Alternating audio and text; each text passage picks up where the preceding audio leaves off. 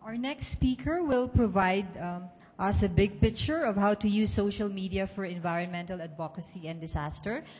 She is currently our editor at Newsbreak and Move.ph, and she served for 3 years as deputy editor of ABS-CBNnews.com. Please welcome Ms. Gemma Bagayawa Mendoza.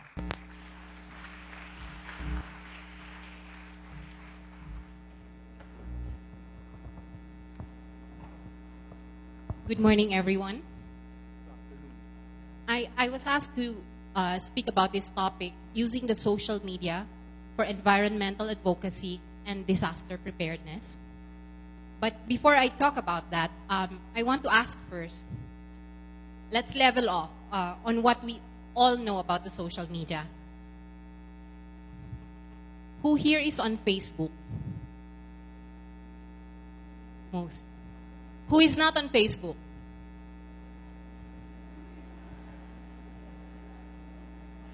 Okay. Who has a blog?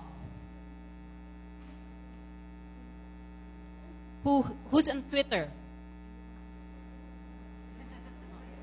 Okay, pakonti ng pakonti. Okay. Who has ever uploaded a picture or a video to any of the social networking sites like Flickr over there? O kaya a video on YouTube. Okay.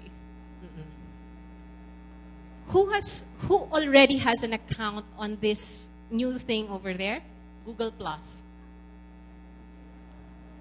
Okay. Who is confused about Google Plus?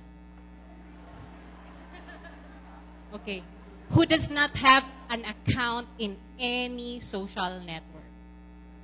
Be honest. Okay. And who is confused about social networks? Like what they are? Okay. But be honest. Okay. But it's normal to be confused. It's okay to be confused. Because if you look at the whole universe of social media, there are actually hundreds, even thousands of social networks out there.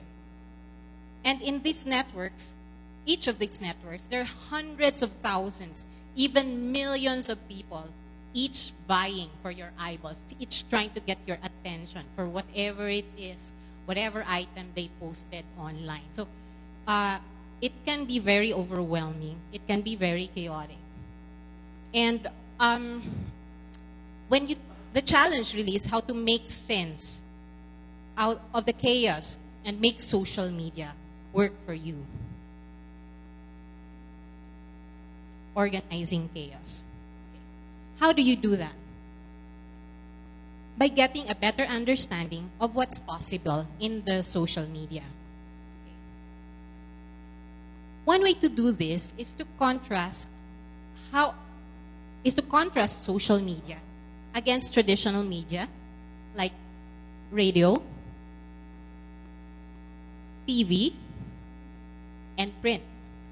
What do you think is the difference? What's the basic, how is communication in print, in TV, and in,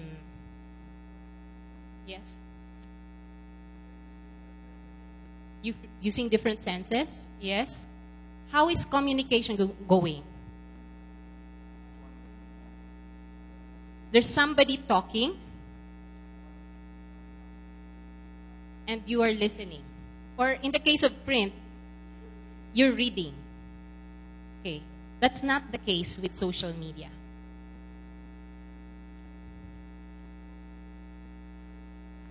In social media, communication is not a one-way street.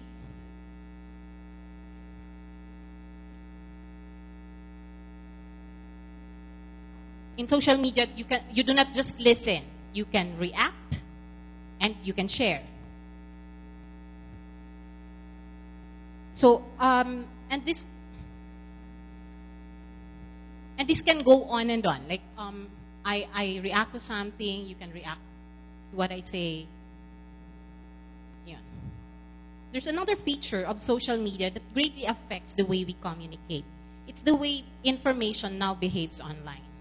In the past, you have to visit websites that you like every time you want to know if there's something new in that site. that is no longer the case. Information now flows like a stream, like a river. And it goes right to your wall. If you have a Facebook wall, it goes right to your wall. If you're on Twitter, it goes right to your stream. You don't have to look for it. Information that you like goes to you. Okay. On Facebook, if you post anything on your wall, it goes to your friend's wall. Because, I mean, like, or on Twitter naman, if you post anything on Twitter, if you tweet, your friends receive that tweet. They see it. The same goes for most social networks. So, stuff that you post, basic is the stuff that you post. Basic is the stuff that you post goes to people who follow you.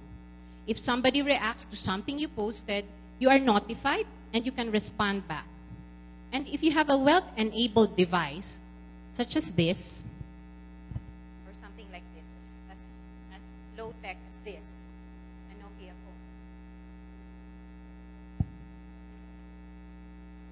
you can actually do this interaction, this whole discussion from anywhere, at least anywhere there's an internet or a 3G connection. It might be very difficult in a lower connection. Okay. So the conversation doesn't have to be with somebody beside you. Oh, sorry. So what does it mean to all of us, to the way we communicate?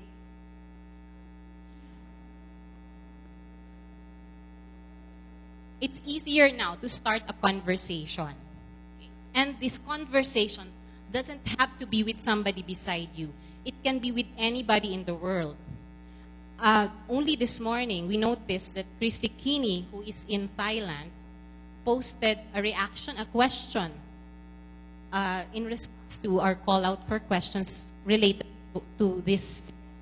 So, anybody in the world, it might be somebody in Washington who has access to your funding sources. So if you have a compelling story to tell, it's now easier to tell your story. And your ability to connect with other people of like persuasions has increased exponentially. It's also possible now to get real-time information anywhere, right from the source. This is a tweet from the OST, from the Pag-asa tweet, yesterday, during the storm. So direct from the source, you get this information, real-time. If you shout out to big media, you have more chances of getting heard, getting noticed. Why is that?